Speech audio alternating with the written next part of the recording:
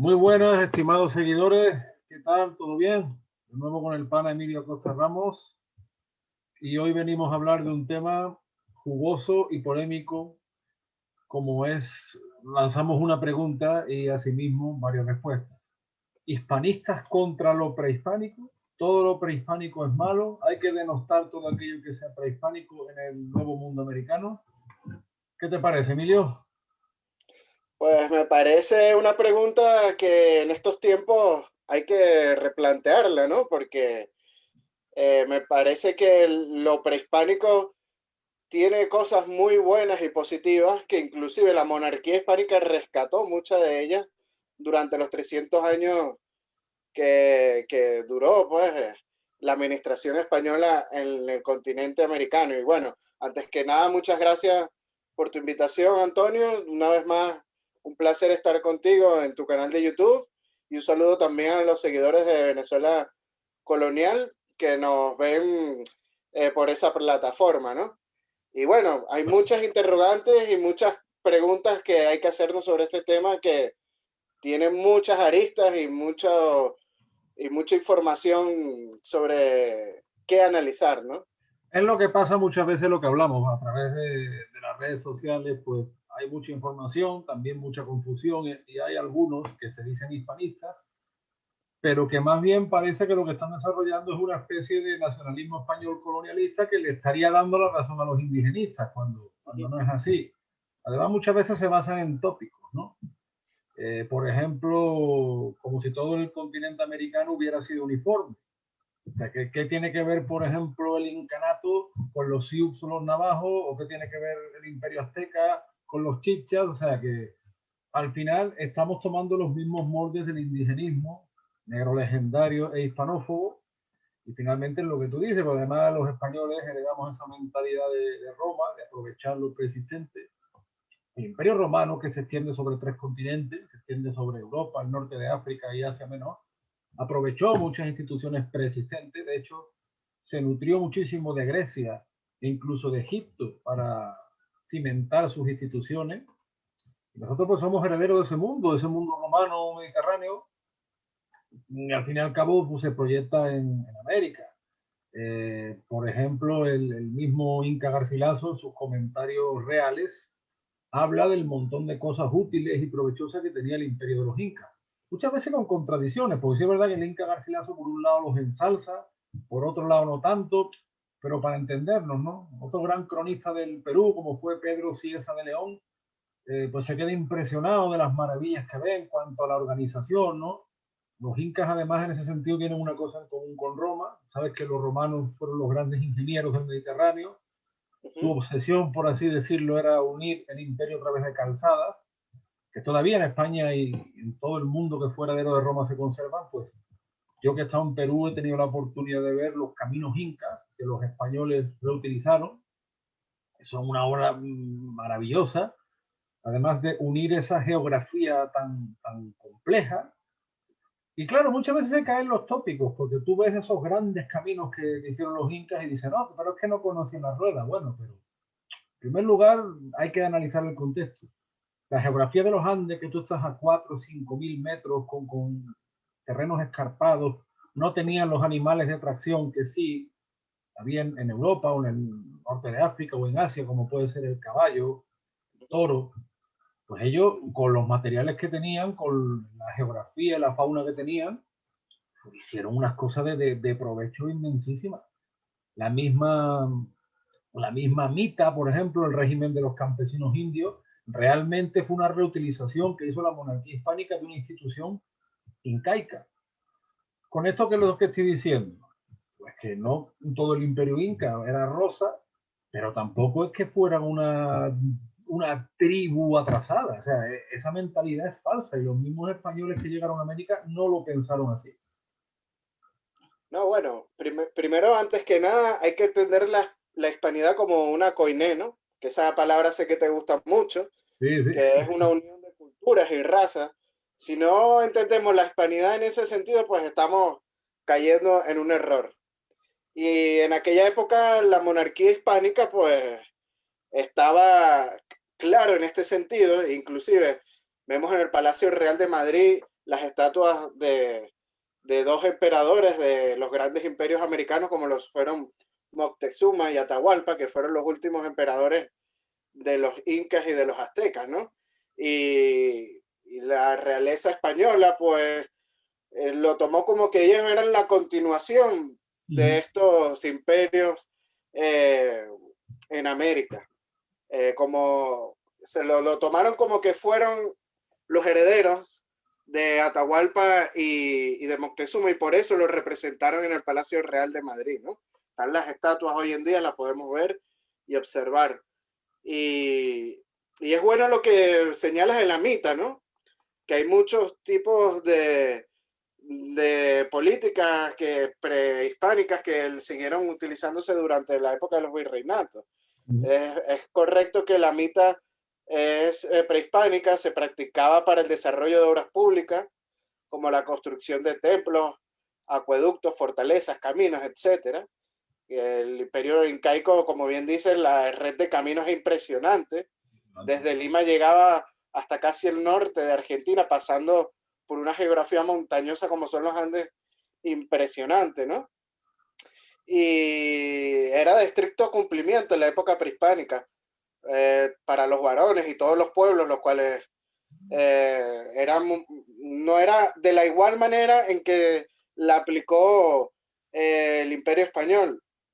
Te voy a leer algo que sobre este tema de la mitad muy, muy bueno, que es sobre el virrey Toledo, si me permites. Claro. Aquí dice, la mitad incaica fue rescatada por el virrey Toledo, transformándola en una especie de tributo al trabajo en el cual los adultos varones casados, cuya edad oscilaba entre los 18 y 50 años, estaban obligados a cumplir con esta labor.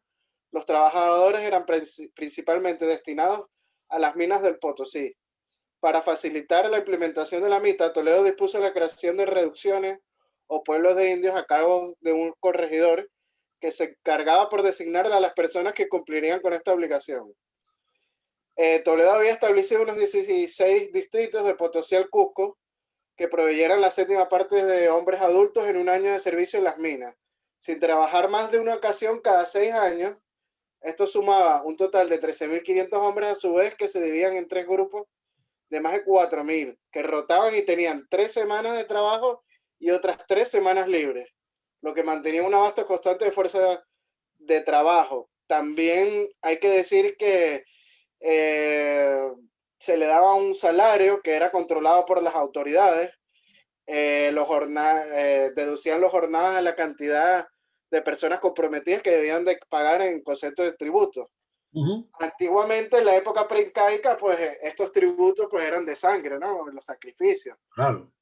Entonces, claro, los españoles tomaron esta idea de la mitad como algo positivo para el desarrollo de las construcciones como lo hacía el Imperio Incaico, pero el tributo pues era en dinero, no era en sangre como se acostumbraba en los tiempos prehispánicos. O sea, fue una mejora de la idea de los incas en este sentido, claro, que el virrey Toledo lo vio de una manera formidable en aquel momento. Es muy importante algo que tú has dicho, el tema de Moctezuma y Atahualpa, porque eso entra dentro además del concepto de legitimidad que se tiene en el antiguo régimen. Los mismos conquistadores, tanto Pizarro como Cortés, pues todo el proceso de la reconquista española, ellos se sienten herederos del reino visigodo de Toledo. Que eso ya lo adelanto a nuestros telespectadores, algún día con Emilio desarrollaremos esa idea del reino visigodo como el germen de España. Ellos se sentían herederos de ese reino visigodo, incluidos los portugueses, aunque hubiera diferencias políticas, pero todos tenían en mente rescatar la península para el cristianismo por la fuerza de la memoria de los visigodos. ¿Qué es lo que ocurre? Los austrias especialmente siempre quieren entroncar con quien estaba antes.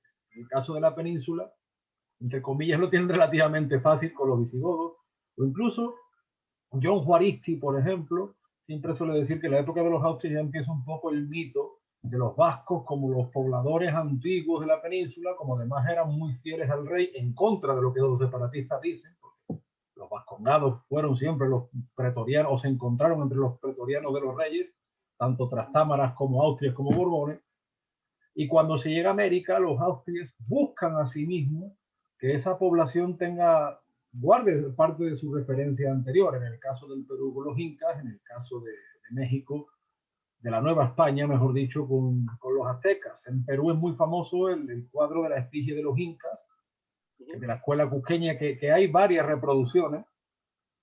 Hay una en Lima, tengo entendido que hay otra por tierras huamanguinas, etcétera, donde tú ves la lista de los incas. Inca se refiere al rey, al noble, es decir, hay un poco muchas veces confusión con esto, como que Inca era cualquiera descendiente de los incas. Yo me recuerdo, lo conté en otro vídeo, una anécdota, cuando fui con el amigo Francisco Núñez del Arco, que fuimos a visitar el castillo del Real Felipe en el Callao, que uno de los que estaba allí, pues decía que él era descendiente de los incas, y Francisco le decía, ¿pero de qué inca? Y le hizo 3 o 4 veces la pregunta, porque es como si yo digo, yo soy descendiente de los Borbones, del Duque de Alba. Sí.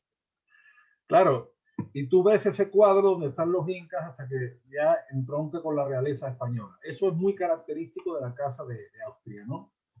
Otros tópicos que hay, que algunos, yo no sé si con buena o mala fe o con exageraciones, que dicen, por ejemplo, que no se conocía la escritura.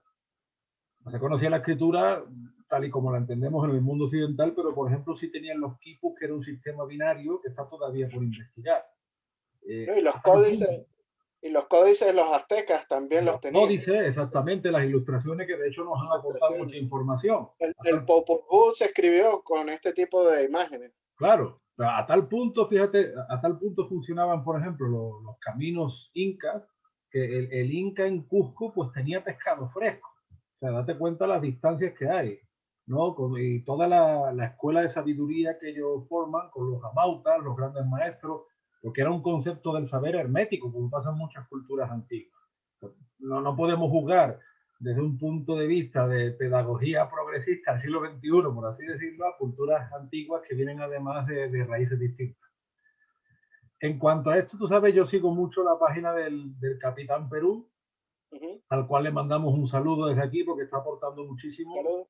Saludo, claro, él se centra más, lógicamente, en la historia peruana, pero que asimismo vale mucho para el resto de historia hispanoamericana. Además pasa otra cosa. Nosotros hemos hablado de los incas y los aztecas. Como en su día hablamos de los conquistadores negros, indios y mestizos, que es otro aspecto desconocido de nuestra historia hispánica, es decir, la conquista hubiera sido imposible si no hubiera habido numerosos grupos indígenas que se hubieran aliado a los españoles. En el caso de México es famoso el caso de los tlaxcaltecas. Es decir, Cortés podría entrar con 500 hombres, entre los que habían varios africanos, como hemos dicho, ¿no? Conocemos el caso de Juan Garrido, pero no es un caso aislado, ni mucho menos, de conquistadores africanos. Pero claro, Cortés entra con tlaxcaltecas, con zapotecas, perdón, con tarascos, con otomíes. Hay una parte de los mayas que se alían a Cortés, como rebeldía al poder azteca, porque es verdad que los aztecas eran, si bien tenían esa gran ciudad de Tenochtitlan, que impresiona, ¿no? Dicen que esto es más grande que Granada, más grande que Constantinopla, dicen algunos cronistas. Sin embargo, tenían asfixiados a muchos pueblos que se les rebelan. Y en el caso de los Andes, 3/4 de lo mismo. O sea, Pizarro no llega a los 200 hombres. Pero con Pizarro van los Chachapoyas, van los Huancas. O sea, hay una serie de pueblos, incluso los pocos sobrevivientes de las Panacas, porque Atahualpa quiso exterminar a todo aquel que se le oponía, y se aprovecha esa coyuntura para realizar la conquista. Volvemos a reiterar, con muchísima gente pues, que venía del sector indígena, que asimismo construyó el virreinato de primera mano. Hablamos, lo que tú hablabas, por ejemplo, de Moctezuma y Atahualpa en Madrid, también muchos fueron reconocidos como títulos de Castilla. Y de hecho, los descendientes de Moctezuma, los descendientes de las Paracas, están hoy en la nobleza española. Gracias a este hecho, porque se le reconocieron sus títulos. Sí, es famoso el caso del duque de Moctezuma, que es descendiente de este emperador azteca, que vive aquí en España, por cierto, ¿no? Y es bueno lo que señalas, lo de las Panacas, ¿no? Las Panacas eran aquellas familias formadas por toda la descendencia de un monarca, ¿no? Excluyendo de ella al hijo que sucedía al mando, ¿no? Y este sistema, su supervivencia virreinal, fue posible gracias a que la naciente administración virreinal con la finalidad de organizar socialmente las Indias, heredó muchos aspectos e instituciones de la sociedad fragmentada, tanto de los incas como los aztecas. En especial el reconocimiento de la nobleza local y sus autoridades nativas, conocidas como los curacas, ¿no? Por tanto, hacia fines del siglo XVI, estos linajes reales continuaron siendo los únicos capacitados con poder y recursos para seguir materializando sus respectivas memorias particulares, pero no de manera uniforme, a modo de clase, ¿no? Sino todo lo contrario, según las distintas versiones de cada linaje descendiente, las cuales incluso podían tener diferencias regionales, ¿no? O sea, vemos como la administración virreinal respetó esta herencia de la realeza de estos pueblos y, como tú dices, los integró al sistema de nobleza castellana. Siguieron teniendo su poder, su organización política, ellos seguían mandando los pueblos de indios como caciques, también se les reconocieron sus tierras, sus comunas, sus comunidades, según las leyes de India. O sea, muchos tienden a pensar que con la conquista se desintegró todo el sistema prehispánico, y es totalmente falso. Más bien se adaptó y se pacificó, porque como bien contábamos anteriormente, Hernán Cortés, todo el sistema tributario que había en el Imperio Azteca que funcionaba a la perfección, pues él lo adaptó a las leyes castellanas, y en vez de imponer tributos de sangre, pues se impuso tributos monetarios, ¿no? En oro o en plata, para que siguiera funcionando la administración pública, porque dicen, ay, qué malo los españoles que cobraban impuestos, los pueblos indígenas también lo hacían. Y sin impuestos una sociedad no funciona, una administración no funciona. Y hay que decir que muchos pueblos, como los tlacaltecas o los mismos indios caquetios en Venezuela, se le libraron de tributos por ser pueblos que apoyaron a la conquista. Claro. No todos los pueblos indígenas fueron tributarios, hay que recalcar eso también. Es un modelo calcado, Emilio, del modelo romano. Si uno analiza solamente en la península ibérica, lo que hacen los romanos, cómo se alían con determinadas tribus o clanes ibéricos del sur y del levante, cómo tienen más guerra contra el centro, el norte de la península, cómo respetan determinadas instituciones, claro, salvando las distancias lógicas del tiempo, porque pasaron muchos siglos de por medio, ¿no? Pero es que es un modelo romano de aprovechamiento de lo existente, ven, de tener además cierta, yo diría, cierta flexibilidad, e incluso un fenómeno que a mí me contaba José Antonio Pancorbo, el gran maestro peruano, en paz descanse. Pancorbo hablaba quechua y también conocía el aymara, y él siempre me contaba que el quechua, en la época del virreinato, lejos de desaparecer, se extendió, porque con los españoles, con las nuevas poblaciones, pues llegaron hasta más allá del norte de Argentina, en zonas donde ya apenas se hablaba, y se extendió el quechua gracias a esta repoblación o estas nuevas poblaciones. Lo mismo ocurre con el guaraní en grandes áreas de la actual Argentina, de muchos que se alían a los españoles y fundan nuevas poblaciones, como hemos hablado. De ahí de hecho sale toda una generación de conquistadores mestizos. En Venezuela está el famoso caso de Francisco Fajardo, ¿no? Y de que las lenguas indígenas no desaparecieron con el virreinato, sino todo lo contrario, fue gracias a los misioneros españoles principalmente. Bueno, la gramática náhuatl es más antigua que la gramática alemana, imagínate. Imagínate, estamos hablando del náhuatl, del guaraní, del maya, del quechua, del aymara. Gracias a los misioneros españoles que la trasladan al alfabeto latino y la condensan. Probablemente el primer gran filólogo lo tenemos en el Inca Garcilaso, que ya el Inca Garcilaso fustiga a los primeros españoles que llegan al Perú porque se equivocan en sus traducciones del quechua. Claro, el Inca Garcilaso era completamente, bueno, no, yo diría que es trilingüe, porque dominaba perfectamente el latín, no solo el castellano y el quechua, ¿no? Pero incluso no, uno de los grandes mitos de la leyenda negra es que los españoles arrasaron con la cultura indígena y que los indígenas los obligaron a aprender español, y esto es totalmente falso. Es más, Felipe II lo dice, que hay que respetar las lenguas de estos pueblos que se están adhiriendo al imperio, y más bien lo de obligar a los pueblos indígenas a aprender el español pasan es después de la independencia, que las repúblicas obligan a estos pueblos aborígenes a aprender el español, el castellano, para poder comunicarse con el resto como de la población. O sea, y ahí es donde se exterminan lenguajes nativos en toda Hispanoamérica. En Venezuela vemos el caso de los yirajaras.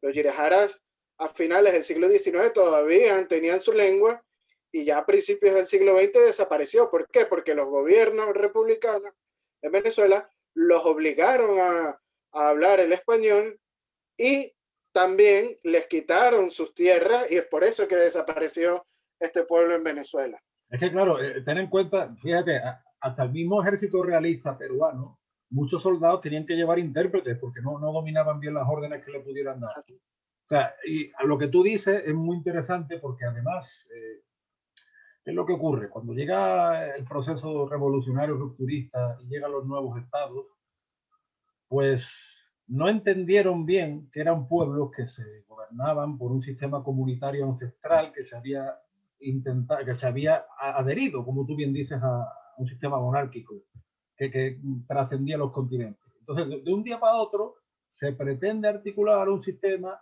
en algunos casos copiado de la Revolución Francesa, en otros casos copiado de principios anglosajones, y eso provoca un desastre porque de golpe y porrazo se anula toda esa tradición que tenían estos pueblos comunal. Y al final lo que te das cuenta que quien sale beneficiado es una determinada oligarquía. Pero ojo, que eso también pasa en España. Porque si tú analizas cómo fue el proceso de desamortización en España, pues fue como diría, un chanchullo, una especie de chanchullo oligárquico que solo benefició a una casta de nuevos ricos, donde se anuló también por muchas tierras que eran comunales y donde muchos pastores y mucha gente humilde quedó dejada de la mano de Dios durante más de un siglo, ¿no? Entonces, claro, finalmente esos estados republicanos, porque es que no quisieron ver la realidad más allá de su ilusión ideológica. Y todavía a día de hoy, tanto en España como en Hispanoamérica, estamos pagando esos errores de esas utopías y de esa, ¿no? No, es triste, ¿no? Pero lo más triste aún es la leyenda negra, ¿no? Que se le culpa a la época virreinal, pues a que los indígenas perdieran su lenguaje y adoptaran el español y sus costumbres, cuando más bien con el sistema de las repúblicas de indios, que son los pueblos de indios, se les respetó sus costumbres y sus idiomas. Ellos en los pueblos de indios hablaban sus idiomas. En Venezuela había muchísimo más pueblos de indios que de españoles.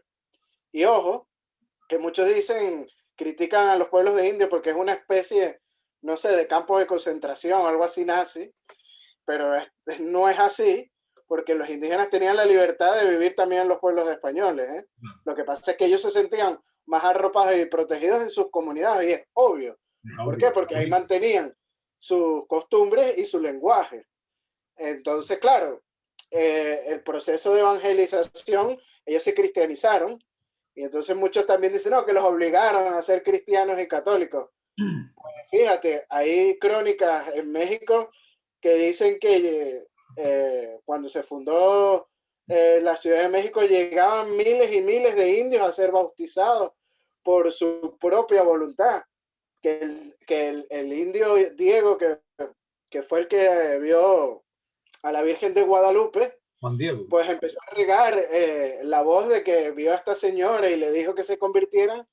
Y bueno, ahí llegaron miles de indígenas a bautizarse y adoptar la fe cristiana, que, ojo, la mezclaron también con algunas de sus costumbres, y lo vemos hoy en día en México. El Día de los Muertos es de origen prehispánico, pero fue adaptado a la religión cristiana, que es bueno, el igual, Día de los Muertos mexicanos que vemos hoy en día. salvando las muchas distancias del caso, es un poco como pasa con las arepas. Las arepas es una base prehispánica, que tú en su día hablaste con nuestro amigo el historiador antioqueño John Ricaurte, que desde aquí le mandamos un abrazo, y así mismo pues luego se añade con queso, con otros ingredientes Sí, nuevos, ¿no? se mestiza, ¿no?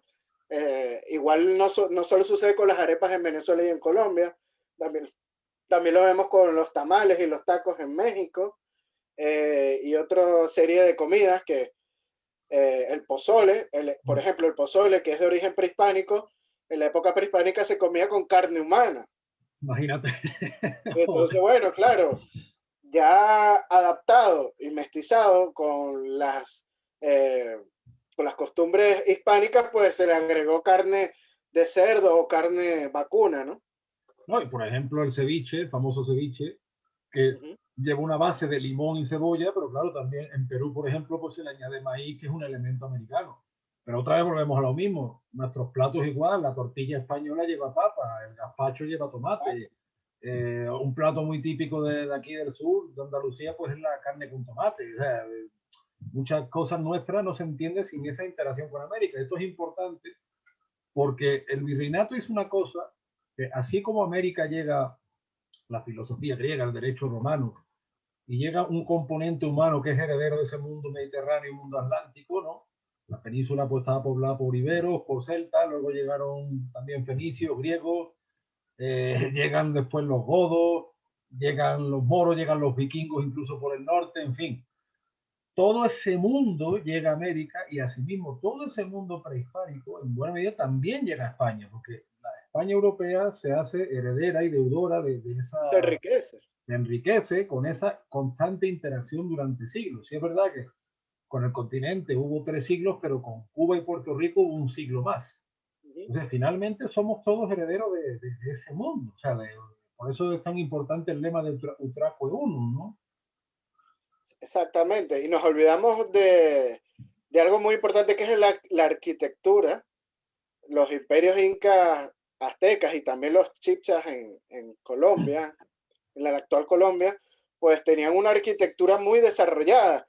Y esa arquitectura se aplicó también en la época virreinal. Lo vemos en el caso del Cusco, muchas construcciones con base incaica, ¿no? Esas piedras picadas de formas perfectas, con esa técnica prehispánica que es increíble, que hoy en día es difícil de Mm. replicar. Pues vemos muchos templos que utilizaron estas bases prehispánicas, igual sucede en México, con las construcciones prehispánicas, pues se utilizan de base estas increíbles arquitecturas, ¿no? Y muchas técnicas constructoras de estos pueblos prehispánicos se siguieron utilizando en la época virreinal. Tú bien pusiste el ejemplo de los caminos, Mm. también se siguieron construyendo caminos en la época virreinal y muchas técnicas con que se construyeron pues vinieron de la época prehispánica. Inclusive no solo con estas técnicas tan desarrolladas arquitectónicamente como eran en el Imperio Inca y Azteca, también en el Caribe vemos los bohíos, los Mm. palafitos, etcétera. Claro.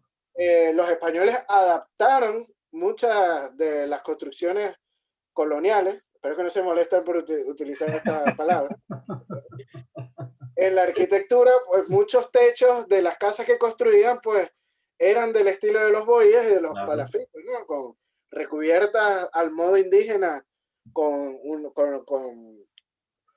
con árboles y hojas, ¿no? Sí, o Y con paja. de Tú sabes, manera aquí adaptada al clima de la geografía.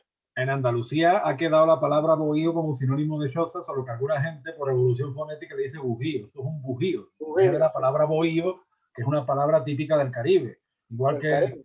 barbacoa, tiburón, pues son palabras que incorporaron de los taínos, palabras que se incorporan del quechua. Tú vas a la ciudad peruana de Arequipa y la base arquitectónica del virreinato fue el sillar, que son piedras autóctonas de allí, o sea, y es precioso porque tú lo ves por un lado la personalidad de ese llamado barroco mestizo, barroco indiano, donde tú a veces parece que estás en una típica ciudad española, pero sin embargo tú ves ese fuerte sabor local.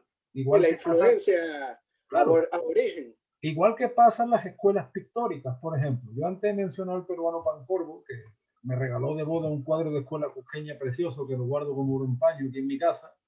Y fíjate, en el virreinato se forma la escuela cusqueña, la escuela quiteña, en México está el arte indio cristiano de las misiones franciscanas, o sea, muy pronto ya tenía Venezuela una está vida la escuela, propia. en Venezuela está la escuela de Tocuyo. también. Claro, o sea que muy pronto ya se desarrolla una vida propia y eso te da cuenta del dinamismo que había en los virreinatos. O sea, finalmente nosotros desde aquí no estamos para denostar, o sea, porque no creemos ni en leyendas rosas ni leyendas negras, es decir, nosotros sabemos que los incas tenían sus errores. Por ejemplo, la política de los mitmaes, ¿no? Que era desplazar poblaciones enteras, por eso tú tienes que en Ecuador están los otávalos que hablan aymara y dices tú, bueno, ¿cómo ha llegado la aymara a Ecuador? Claro, porque eran poblaciones deportadas. Los incas, a las poblaciones que les hacían frente o lo que sea, pues las deportaban y eso muchas veces hubo movimientos de población muy traumáticos. Lo mismo de los aztecas, siendo que los incas no tenían la política de sacrificios humanos que sí había mucho más al norte.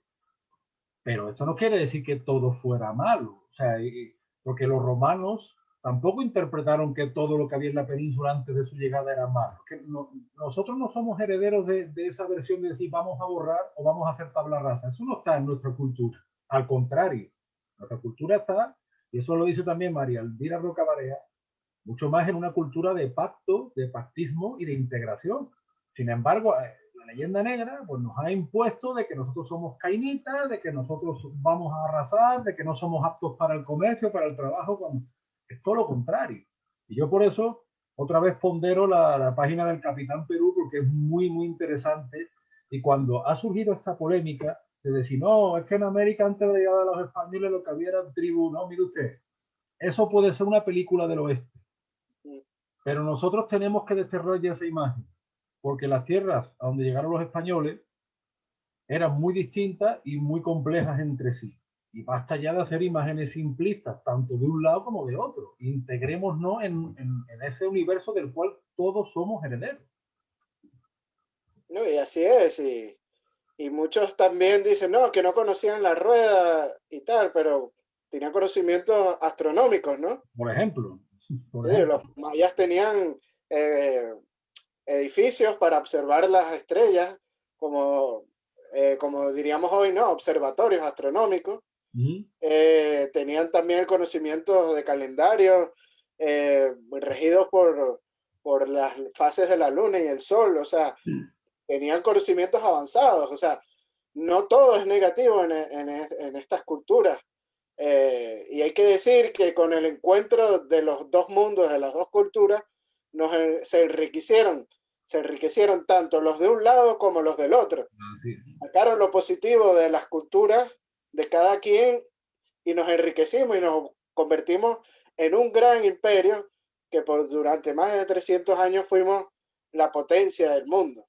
Y hay que decirlo como es. Además, con mucho dinamismo. Es decir, esto no fue algo estático que era solo un camino de Europa a América, de que los Y nos españoles. olvidamos también de los asiáticos, los filipinos. Hombre, claro, claro. Claro, Que, bueno, Filipinas, de hecho, no se entiende, la conquista de Filipinas no se entiende sin los tlaxcaltecas que fueron protagonistas de la conquista de Filipinas, que esa es otra. así es, y fueron una gran influencia en la cultura filipina. Hay muchas palabras que vienen de la lengua náhuatl en Filipinas y muchos nombres y muchas costumbres, ¿no? Y de Filipinas hubo un enriquecimiento total de la cultura porque adhería también elementos asiáticos de otras partes del continente, como lo pueden ser los chinos, los japoneses, Uh -huh. etcétera. Y la cultura filipina en la época de la virreinal, pues era la perla de Asia.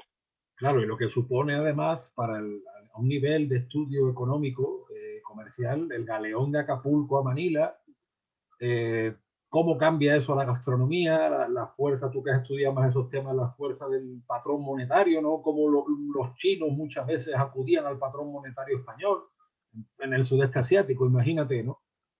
Sí, hay que entender el imperio hispánico como una globalización donde lo que hicimos fue sacar lo positivo de cada uno de los pueblos en todos los continentes donde estaban y nos alzamos en esta gran globalización que nos trajo un desarrollo económico bárbaro como para la época en el cual el Real de 8 pues, fue el principal patrón monetario y no solo en lo económico, también en lo arquitectónico, en lo cultural. en lo musical, hay que hablar de la influencia indígena, tanto en la música, en el joropo hay mucha influencia, tanto española como indígena, y en otros bailes en el resto de América, y todo fue para enriquecernos, así que no podemos decir que la cultura prehispánica es mala y la cultura hispánica, que la cultura hispánica, si no nos ponemos a ver, es mezcla también de esa Claro, cultura es que es prehispánica, así. es buena, O sea, buena parte de esa cultura prehispánica se integró en el virreinato, por tanto la hispanidad no excluye los indígenas ni tampoco excluye los aportes africanos que los hubo, porque finalmente la España europea, igual, a ver, igual que el mundo romano era heredero, entre otros muchos, pero desde Grecia y de Egipto. Pues nosotros en ese sentido igual, la historia no hay que... Yo me opongo siempre, Emilio, a esos, ¿cómo te puedo decir? A esa escuela difusionista de que llega uno como en una sola línea mientras uno habla y los otros callan. Yo creo que la historia son modos de interacción complejas y así se entiende la cosa mejor. Y precisamente nuestra historia, el problema que tiene es de incomprensión muchas veces y de desconocimiento. Por tanto, ahora en las redes pues está habiendo una especie de hispanismo sentimental como reacción lógica a la leyenda negra, lo cual no es malo, pero hay que ir con raciocinio y bien. Vamos a decir las cosas correctamente, cada cosa en su sitio. Parte de esas culturas indígenas, parte no, bueno, la gran mayoría se acaban integrando, enriquecen y a tal punto estaban integradas que muchos lucharon contra los independentistas, especialmente desde Venezuela hasta el Perú, ¿no? Por tanto, hay que poner las cosas en su sitio y por favor no le demos la razón a los tópicos indigenistas, que ya bastante tenemos. El hispanismo necesita aportes, pero aportes con razón, con cabeza, con entusiasmo, sí, pero vayamos bien, no le demos la razón a nuestros enemigos. sí, ¿no? Y no caigamos en los tópicos de colonialistas, ¿no? Volviendo a la Exactamente, palabra, exactamente. nuevo imperialismo español o algo de ese tipo, más bien lo que estamos tratando de, es decir, las verdades históricas y que el hispanismo pues es eso, un mestizaje, eh, que no solo viene de esta época del encuentro de dos mundos en América, viene de mucho antes, como bien dices, de la época de los antiguos pueblos fenicios, romanos, etcétera, y que son miles de años de aprendizaje, de conocimiento, en que estos pueblos entraban en contacto y se enriquecían unos a otros, y todo esto siguió pasando durante el descubrimiento y la conquista de América, o mejor dicho, pacificación de América. Hasta inclusive en nuestros días nos, nos podemos seguir enriqueciendo de ese intercambio cultural con otros pueblos. Y nos enriqueceríamos mucho más si tuviéramos un órgano político, económico adecuado, como por ejemplo tienen a otros con la Commonwealth, o como nosotros íbamos a hacer en tiempos de Carlos IV, como lo hablamos en su día. Yo siempre O digo, como cuando Emilio, nació el proyecto de las cumbres iberoamericanas, que se creó con ese sentido, pero que después se politizó y terminó fracasando. así es. Yo siempre digo que nuestro camino va del Imperio Romano a la monarquía hispánica. Me gusta citar a tres grandes escritores españoles que entendieron eso, fíjate, muy distintos entre sí. Por ejemplo, Ramiro de Maeztu, que era vasco, Josep Pla, que era catalán, o Ramón del Valle Inclán, que era gallego. Los tres coincidían que el mayor hito de la historia de España y que explicaba todo era la romanización. Si la romanización, sin esa mentalidad, bueno, el mismo idioma que estamos hablando, eh, España no hubiera tomado esa conciencia y lo aplicó, salvando las distancias temporales, lógicamente, en el continente americano. Se encuentra con una serie de pueblos, unos más que otros, que tienen una mística imperial que viene de mucho atrás, que encaja en ese rompecabezas que acaba siendo la monarquía hispánica. En el caso de los Andes, es bien ilustrativo, yo lo he podido contemplar con mis propios ojos. En el caso de la Nueva España, en muchos puntos también incluso con otros pueblos que no habían alcanzado a lo mejor son niveles tan grandes de desarrollo, pues al final acabaron. Bueno, incluso fíjate, en la Araucanía, en el extremo sur, pueblos que fueron muy belicosos y sin embargo, especialmente en la época borbónica, con la política de los pactos, de los parlamentos, Ujú. Y fue una época de pacificación a tal punto que otra vez volvemos a lo mismo, fueron los más tenaces defensores del rey en la época de las independencias. Y no En solo en la fin, independencia, con los ataques de los piratas ingleses también también, defendieron a su terruño. Y es correcto. triste, ¿no? Porque después de las independencias es cuando estos pueblos casi llegan a la extinción con los nuevos gobiernos republicanos. Y Así entonces ahí entramos otra vez al mito de la leyenda negra. es. Eso es. Entonces, bueno, hay que ver de dónde es que vienen y estudiar bien la historia del porqué de las cosas, ¿no? Así. Y para comprender, de hecho, muchas cosas de la España contemporánea que también vienen de ese convulso siglo XIX. Porque volvemos a lo mismo, nosotros éramos una parte integrante de eso y no escapamos al desastre. No, no, para nada. España Y, pasó por y, el mismo proceso. y fíjate que en este momento tampoco estamos escapando del desastre. Es que vivimos en un mundo globalizado y esa globalización empezó, como bien dice María Roca, eh, María Elvira Roca Barea. María Elvira Roca Barea, empezó con el imperio hispánico, ¿no? Así es. Hombre, Emilio, pues como siempre, un gusto charlar contigo en estas tertulias tan constructivas que nos marcamos por aquí, estos grandes coloquios indianos, acriollados. La que Sal, ya, sal, bueno, nosotros somos un ejemplo de eso, ¿no? De esa ah, gran mezcla, ese gran coiné. totalmente, totalmente. Saludamos efusivamente al Capitán Perú. Recomendamos que le den me gusta a su página. Síganlo, de verdad, vale la pena. Tiene cosas muy interesantes. Ahora incluso, ahora que pronto va a haber elecciones en Perú, anda entrevistando políticos. El tipo es un campeón que no para. Y bueno, pues nos vemos la semana que viene. Tenemos otros temas en el candelero. Uno de ellos es el tema del reino visigodo como germen de la futura España. Muchísimas gracias por todo, Emilio. Cuídate mucho, mi pana. Un fuerte abrazo. Cuídate mucho, Antonio, y bueno, un fuerte abrazo hasta Sevilla y bueno, hasta la próxima. No olviden darle me gusta al canal de Antonio Moreno Ruiz y me gusta también a Venezuela Colonial. Así es. Chao, chao. Chao.